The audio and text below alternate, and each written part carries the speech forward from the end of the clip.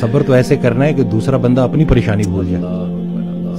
صبر ایسے آپ نے ڈیفائن کرنا ہے کہ دوسرا آپ کے پاس آئے اور آپ, کیونکہ یہی صبر ہے. بالکل ایسے. اب آپ کو میں دیکھ رہا ہوں آپ نے اپنے آپ کو چور چور کر دیا. اور باقی ایک اور بات کہ اپنے آنسوؤں کو لوگوں کے سامنے رائیگاں مت کرنا, کیونکہ ان آنسوؤں کی خریدار رحمت پروردگار ہے.